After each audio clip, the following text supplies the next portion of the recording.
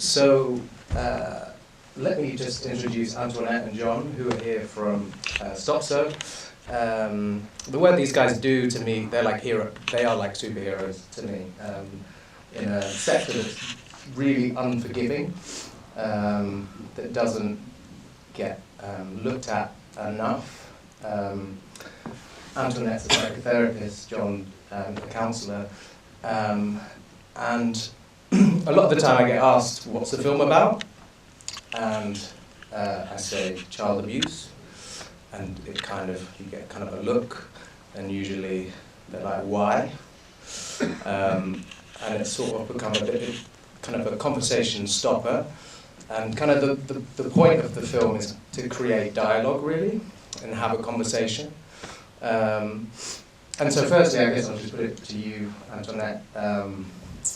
Well, I'd like you to introduce yourself, just talk about what you do and why you do it, maybe. Okay. And what you do. Okay, these are good questions. So I'm Antounette Philippides, I'm chair of...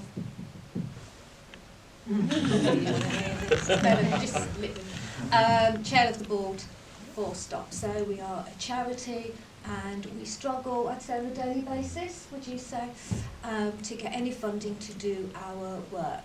Now, what is our work? We train and we try and offer as much support as we can to therapists. Already have to be therapists, then we'll do some training, and then off you go, and you receive referrals. If you look up our website, you will see what we do and how we do it. We offer therapy to anybody that's affected by this subject matter. So, yes, of course, the perpetrators, also the survivors, and also the family members. Anybody at all that is affected by this, we will offer therapy in whichever format that looks. And it's also for courses as to what we're trying to achieve. Last year, we topped 1,000 referrals. 90% of which, just over 90% of which, went on to receive therapy, whether that was short therapy or longer term therapy. One of the questions we often get asked is, does it work? Well, of course it works, otherwise we wouldn't be sitting here, we'd be like lemons, wouldn't we?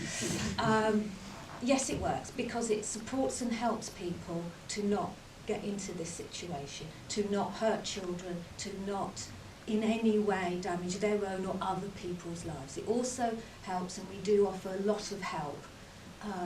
I think I'm not supposed to say we subsidise this to survivors, to try and help them deal with what they've got to deal with as well.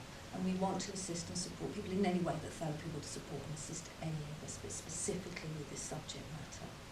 We try and help a lot of people in whichever way we do it. We also offer awareness training to other organisations, the military being one, believe it or not, social workers, solicitors, anybody really involved in this field of work. And people often say, why do you do this? Of course they do, Rupert. And it's really difficult to say, are we rescuers? Well, it's a matter for our own therapists, really. To imagine, probably. We do it because we are a child abuse preventative agency, really. That's how we see ourselves, and that's what we are proud to say we do. But ultimately, I think this film does it for me. Really, if people say, why do you do it? I now say, talk to it. Have a look at that. That's very important to stop this cycle. Now, we could go into how we do it, etc., but you really will be here all night. So let's not do that. And John, I'd love to hear, what why, and a bit about you, really. Okay, thank you, Rupert. So I've been counselling for a number of years now. I've probably been a StopSO counsellor about 4 years, maybe longer. I was assessing someone some years ago for a community counselling service I'm part of. A 19-year-old walked in, very trendy trainers, jeans and a t-shirt, and said that he was suffering with anxiety. And my first question was, okay, let's talk about what you're anxious about. And he said, I was arrested for possession of indecent images of children, numbering into the thousands, and I'm also a PE teacher. And I had a moment of, I thought, oh, okay. I thought some words stronger than that, because I didn't have a clue what to do. And really that kind of led me into doing the StopSO training and being a StopSO therapist ever since. And I think, as Antoinette says, the core part of our work is prevention. I think sometimes that can easily get missed in an organisation like StopSO. I'm a great believer that if we suppress things, it will find a way out in some way, shape or form. So I think StopSO's approach to be out there working proactively with offenders, we can do some really amazing work. Controversial, I get that, but I've seen some really positive stuff happen. And giving people that outlet in a therapy session to talk about their feelings that they can't talk about in society generally is massive. And I've seen some really positive stuff come out of that. So that 19-year-old that walked into my therapy room, that probably Thursday afternoon one summer, was life-changing for me as a therapist, and it's kind of been a core part of my work ever since. Thank you. I'd love to just create some dialogue. If anyone has any questions. Lorenzo, yes? Is the therapy totally focused on suppressing behaviour, or do you ever feel you can actually help to eradicate desires and... I'll take this. Is it based on suppressing? Is it all about, you've got these desires, we can help you not act on them, or can you ever actually find some unhealthy root of the desire and get rid of the desire? Okay, so I think that the bottom line is you cannot make somebody not be attracted to whatever it is they're attracted to. If that happens to be undesirably socially and illegal, then that's what that is. Yeah. It is, we can't change that. Increasingly, really in a small trickle, we are getting, and this is amazing, we are getting referrals of men that say, I have done nothing, but I have thoughts, help. Beautiful. Beautiful. There, that's how we stop the first offence. That's how you do it. But I can't make you not attracted. So it is a case of how you manage it, what you're going to do about this, and how the rest of your life looks. So because we deal with this subject matter, it isn't, in terms of how we work and we're trained, it isn't the only thing we're going to talk about you, because there's a lot more to you. Yeah? Thank you. Yeah. It's the reason that an individual would come to StopSO rather than a typical therapist, because you wouldn't, they don't have a fear of being reported. Yeah. Yeah, so that it's different. Yeah, it's safe. Right. So we are very safe. As therapists, we are safe. As an organisation, we are safe. Having said that, if we have any concerns of any harm, that's another issue. Of course it is. But we are safe. And of course, when you've got men that come to us and say, I'm having thoughts, we are not the thought police. Yeah? So that no crime's being committed. Thank you. Joe? Yeah, how do you measure success? Because prevention's a hard thing, right? Like, Yeah. I suppose you don't know necessarily for certain if people haven't done certain things, or is it kind of qualitative in terms of what they say, how they feel differently, or? I mean, this is an age-old ball ache for therapists, especially when we're doing applications for funding and it says, give us your success rate. Well, I don't know what my success rate is. How would I know this?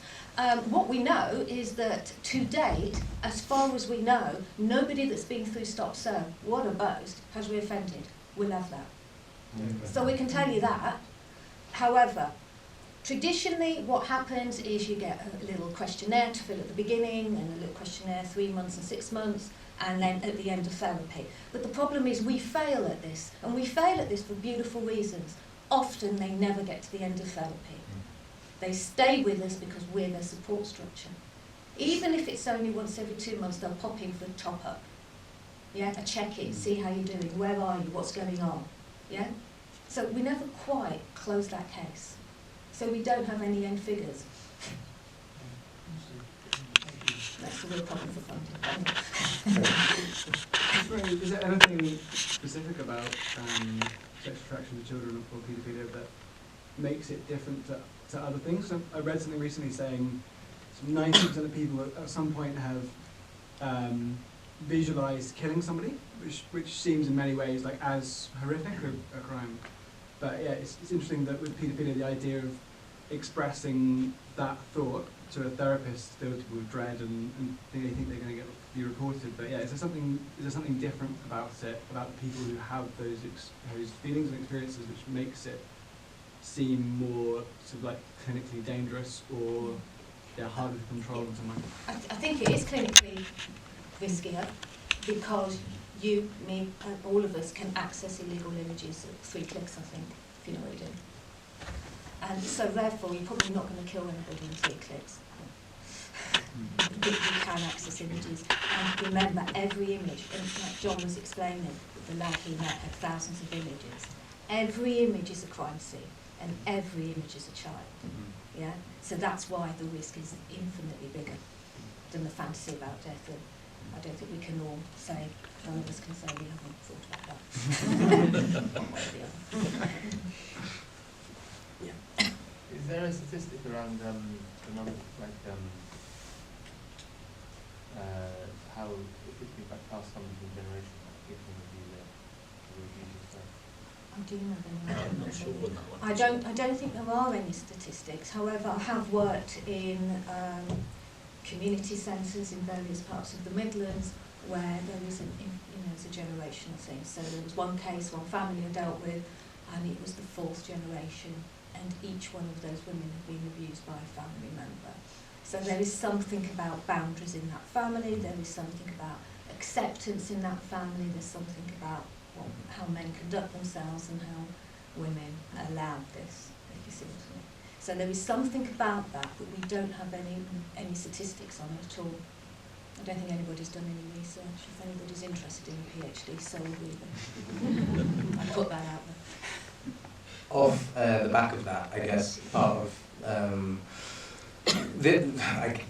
my background with this subject, our dad was sexually abused when he was 10. He's Indian, when he was coming over from India, migrating to the UK. And he was incredibly violent growing up and abusive, but physically, mentally, in another way, so it's very much second generational. And then later on found out that in the 30s that he was abused by his teacher, and he'd only shared it with one person when he was younger. And I went into a bit of a rage, actually. It made me incredibly angry, like Jason, the character that I play on there. I wanted to find the person, all the bad things, that's what went through my head. And then I saw this interview with James O'Brien on LBC, which a lot of that is verbatim, with the character who Rowan plays, Craig. And that really opened up my mind. That introduced me to StopSO. And that was the first time I realised, wow, you can be born with this.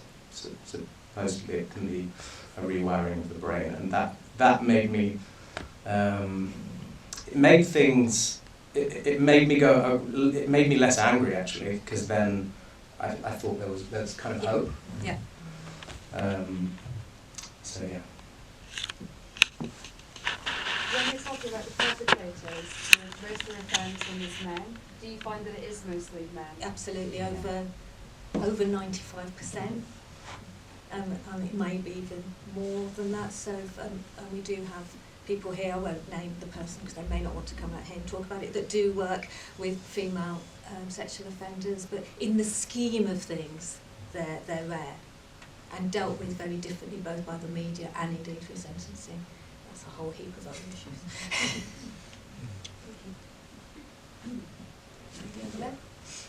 I have read before that some countries across Europe, Germany, are a bit more progressive and don't have a mandatory reporting of every year.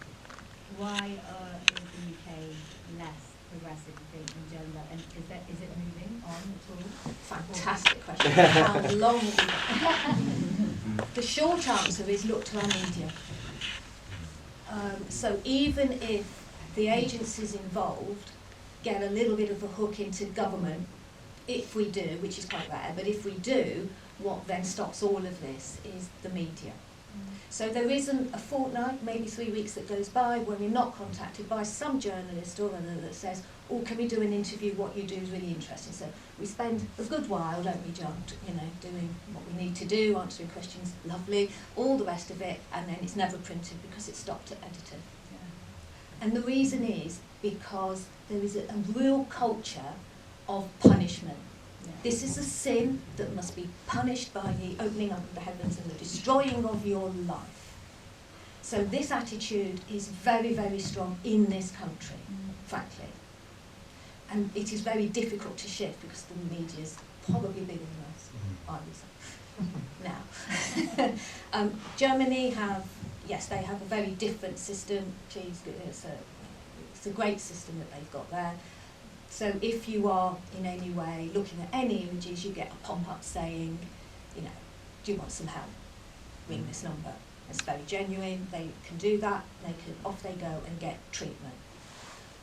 Do they have less offending per capita? Yeah. They have less first offending. So it's not the re-offending, because they have first that at that stage. It's as soon as you start watching anything at all that's dodgy, it's in. And it's not in the criminal justice system, and it's not in mental health. Okay, it's in the well-being department. I don't think we've got one of I thought it was really interesting in the film how the sort of parallels of the online world and the kind of human world are very different in terms of the nature of the conversation, and it's obviously easier to disclose online as an anonymous person, but there's not really anyone there to help you. And I guess based on that pop-up idea, what do you think are the sort of best methods that we could explore for how to move that conversation from the online world to the sort of human or therapy type conversation? It's a social media question, John. On that one. So I think it's a great question. I think the online world gives us so much anonymity, and I think in the kind of culture we're in now, that's really valuable to people. So I think it's a tough one, because it means crossing from the kind of online world into the real world. I think for some people that's really tough. Certainly I've had some clients recently that have communicated with me online and really sussed me out before they would even enter the therapy room. So I'll get asked questions like, what's your confidentiality policy? If I tell you this, what are you going to do about it? Again, I think that's a real highlight of the online kind of online/reality.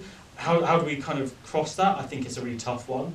I think for me, if you can build enough trust in the online world, and you've got something good enough underneath it to say this will work in real life too, then great. But I think that's a tough thing to do, because as Antoinette says, the media is incredibly powerful, and some of the clients that we deal with are in, potentially, it does vary. That 19-year-old I mentioned was a PE teacher, but we could be dealing with executives at banks, high-profile people. So for them, the online world could be incredibly safe. So I think it's a tough one. It's a really tough one. But I think if you can convince them that service is good enough in the real world as you can offer them in the online world, then I think it can make a good transition. But I think trust in that is so important as well.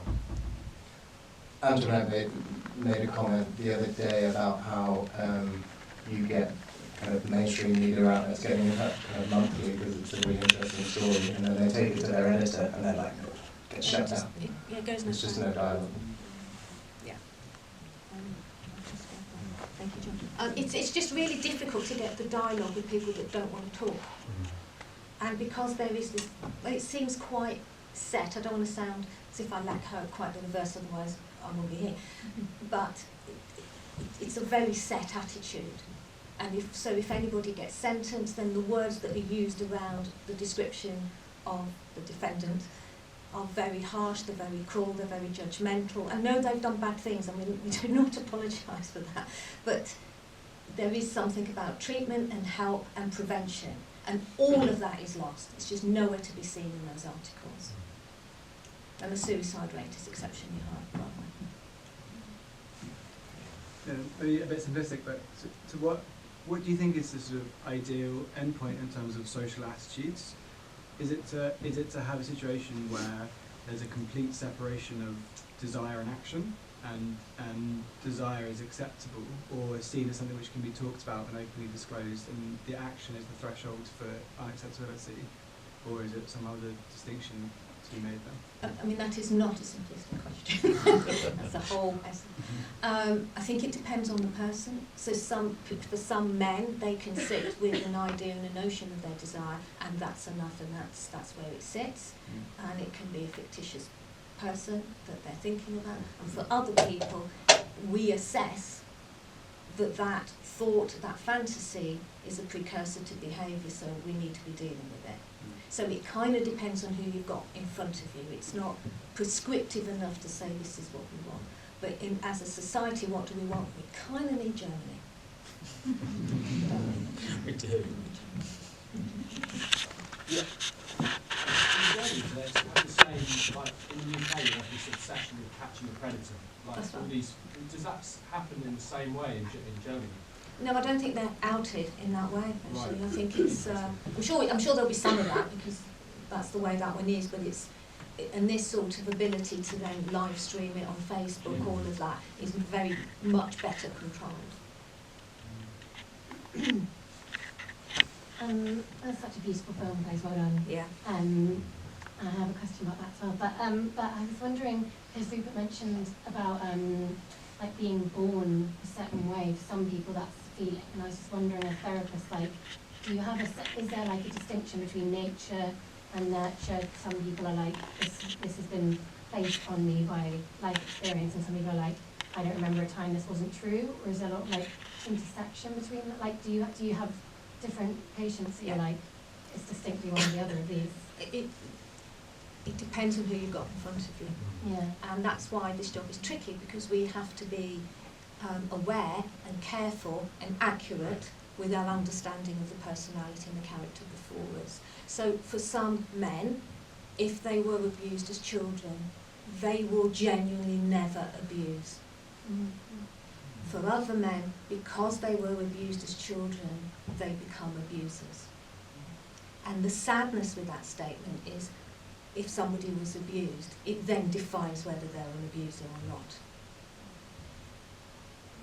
And so we deal with them as both the perpetrator and the survivor. We deal with all of those issues. So it's a complex therapy. I wondered how often the thoughts or urges are related to other mental health or neurodivergent conditions. So, for example, OCD and having obsessional thoughts that have been quite contrasting to their personalities. I think the issue of neurodiversity is a really interesting one, because I think we are probably seeing in StopSO more neurodiverse clients coming through, and certainly in the past year or so I've had clients go for assessments for things like ADHD and autism, and it's there, and you know it's there, and I've kind of seen a big increase in that. So I'm not surprised. That doesn't surprise me. Having sat with some of my clients, I've actually wrote letters for them to go to their GP and sort of nudge them into that neurodiverse assessment. There is a lot to be said about a lot of our, certainly I'm going to say in terms of my experience of clients, a lot of my clients that collect images online, there is other aspects of where they might be compulsively doing something. That could be cleaning, for example. It could be collecting photos of an innocent nature. So I think there's a lot to be said about neurodiversity, and also I don't think at the moment we've really got the research into it. It's something that's very much emerging at the moment. But absolutely, I do see trends with my clients, certainly with the online offending, that there is links with other compulsions they may have, and perhaps image collecting and their sort of compulsive porn use has played a role in that as well. So obviously it's a really big subject, but I think on the subject of neurodiversity, it's really up and coming, and I wouldn't be surprised if as time goes on, the more clients we see will fall into a neurodiverse category, ADHD, autistic, etc.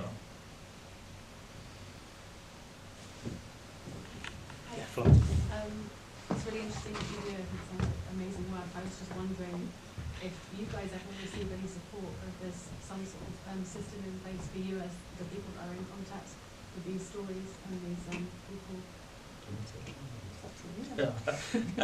Yes, I mean, as counsellors, we have to have supervision on a monthly basis anyway. So every kind of counsellor has their own supervision. So I think that, for me, that's one of the first ports of call. Unusual for counsellors to have their own therapy as well. I think, that's a really important thing. I've recently had a meditation teacher for the past sort of few months. I don't tell him about any of my client work, but I find it a really good outlet. So I think it's important that counsellors as individuals also find, their own outlet as well. So a combination of things. Supervision obviously is our number one, because it's what we have to do, and then other outlets. And I think the other thing with StopSO, we've got a good team, and we can kind of have that confidentiality between us as well. So there was a case recently, quite a complex case that we shared to be able to agree some actions. And I think in a way for us that can be quite therapeutic, just to air that among colleagues and that be within that kind of very tight confidential space. So yeah, there's probably a few ways we have outlets, I think. Peer supervision. Yeah, and we're just starting to do some peer supervision. I think one of the things that we've recognised is that counselling can be a very isolating profession anyway. A lot of counsellors work on their own, and StopSO counsellors are, no different to that. And we're quite geographically spread out as well. It's not the sort of client work that counsellors generally do want to go into. I've worked with some counsellors that have said to me, no, I don't know how you can do it. I've got kids and it's the last thing that I would be able to do. So one of the things we've been just about to start is peer supervision, and that's sort of a hosted supervision session with purely StopSO counsellors to bring their client work and in a sense debrief, and I think that is hugely important. Yeah. Obviously you're working with high-risk individuals or with high-risk conditions and high-risk differences, I guess. I wondered about the sense of responsibility that you feel to keep them in the therapy, because normally therapy, it works the other way. People want to be in therapy, but maybe in this situation you feel more of a responsibility to keep them in therapy. Particularly interesting question, as this very morning I was seeing a client who is a gentleman who has fantasies concerning 11-year-old boys and is a child psychiatrist. I know. So, once in a while, I've been seeing him for 18 months, once in a while he throws a bit of a stroke and says, that's it, you've not made it better, I've not stopped thinking about boys, I'm not now fancying adult women, no, you're never going to, so you've not made that better, I'm not happy, therefore this is crap, I'm not in therapy anymore. And then I just say, risk, and he goes, okay, see you next month. And there is something about that he knows if he comes to me, and even if he does have a strop once in a while, he knows I'm holding the risk. I will challenge him on what he's doing, how he's conducting himself, what his prevention plan is, shall we say, and we have a very strict prevention plan. I honestly believe he hasn't done anything, there's nothing to suggest he has, he is absolutely petrified of getting this wrong. So, that keeps him safe. This is where a little bit of fear might be useful. And that's how we're managing his risk in some ways, but the whole building up the positives in his life, that's what he struggles with, because what he wants is what any of us would want, which is, see through our desires, and he knows he can't. So I have to kind of hold his risk. Yeah. Following on to that, is there a kind of trigger event that often happens for people to get in touch with you? Yeah. So when you were talking about the media, if you can't outlet through the media, how could you get support in terms of maybe reaching more people before they hit that trigger point? Well, this is what we're trying to do. I'm not sure we're doing that to the best of our ability, but there again, the trustee board are all volunteers, so we do try really hard. And if anybody's got any ideas, please tell me and do it, okay, in that order. That's all we can do really, is try and get our name out so as we become more known, so people can look at us, understand, and then maybe seek some help. But that is all we can do really. I've just been told we've got 5 minutes left, but I'm enjoying this, getting some good dialogue. What I think that was a good I was gonna ask, is there anyone from the Home Office here by any chance? Well, don't laugh, they were. Oh, there is someone. Immigration though. No, we're not, that's the lovely Dan, we're not talking to immigration tonight. If there was, what would you like to say to, Or to ask. the Home Office? What would you like to ask? I'd rather say. Okay, so. Let's look at some policies. Let's look at what you think you're doing, right? And then let's do something. The Met were invited today to attend because we're on their patch, and I had several phone calls with quite high-ranking people from the Met, and unless I'm mistaken, there is nobody from the Met here. So there is a real block in even being seen with us, is what I take from that. Hey, thank you for the film, Rupert. I think it's Yes. a great film and really interesting to be listening to this conversation. I wanted to ask you, as a filmmaker, what sort of next steps are you going to take with the film to try to get it out there, to continue the message? So now, not to put loads of responsibility on you, Yeah, thanks, from Imani, a yeah. film perspective, but also from a Yeah. message perspective. It's a good question. We made this before lockdown, so it was quite a while back. And this stemmed, to be honest, from a play which I wrote and we developed a little bit, and then a TV series which kind of goes into the vigilante groups a little bit more, and everyone's kind of lives intertwine online. And so that is the pilot's there, and if there's any producers here, let's talk. But I'm trying to work on that. This has become its own beast, though. And StopSO kindly invited me to their conference recently, where they screened it online. We did a Q&A, and with psychotherapists, lawyers, police at the top of their field, and that was really interesting. And I would really like for us to just get some educational platforms going and getting some dialogue going. We've kind of funded this ourselves, so it costs money. I sort of forgot about the film. Was like, oh yeah, did that thing, working on the next thing. Becky, my lovely sister, was like, we're doing a screening, we're doing it in January, and I was like, you're very pregnant, are you sure?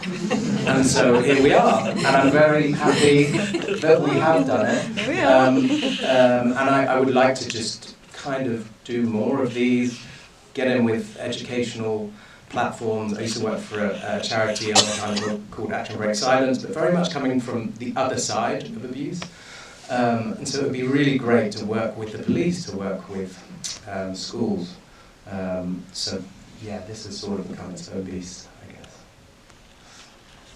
guess. Sorry, I don't want to apologise. Firstly, beautiful film, every element of it. Yeah. There's so many elements and all of them really beautiful. I just wanted to ask, I think it's so beautiful what you guys are doing and trying to stop before people offend. Obviously, whether it's child abuse or adult abuse, what I think I know is that the people that cause the most damage are the repeat abusers, the Harvey Weinsteins with adults, or the gymnasium teacher who there was a gymnastics instructor who abused children in front of their parents, and I just sort of I wonder do you guys do anything to try and stop is there anything that can be done or that you guys are involved with about that person who's not interested in being helped, but and it's a predator, someone like the Weinsteins of this world? Oh, I'd like to have a few sessions with Mr. Weinstein. Yeah. I would charge him a fair amount. There's nothing we can do to prevent because it's not happened until it's happened, if you see what I mean. Whereas online abusers tend to live much more in a fantasy world. I mean, these are generalisations, forgive, but so there's something about that. But we will deal with people that want to be helped, because if they don't want to be in therapy, like if you were mandated to go and get therapy, that's not going to work, is it? Which means we sometimes come sort of up against other agencies such as police and probation, because when we work with them, and we do offer a lot of work, and we do some joint work with both of those agencies, but the problem they've got is that they want their treatment to be mandatory. And it is impossible and unethical to make therapy mandatory and a requirement of the court. Yeah? I think we're out of time, very annoyingly, but... Oh, go on, Lizzie. Very quick. Besides continuing the dialogue, as you said, how can we help? Good question. Do whatever you can. Mention us, if you go on our website, if you want, we have posters and all sorts of things, whatever works, social medias, don't we, John? Where can people find you on social media and all of that stuff? That's John's department. So we're StopSO UK on Facebook and LinkedIn. So StopSO UK on Facebook and LinkedIn. Our website. I think the other thing is we need to talk about it.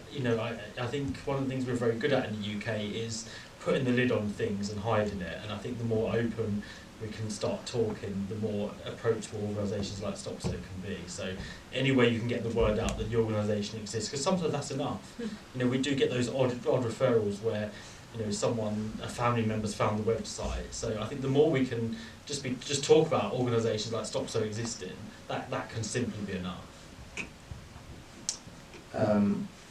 Thank you so much, guys, for coming. I really appreciate it. We're going to be in the bar now for an hour. Come and have a chat. Let's talk more.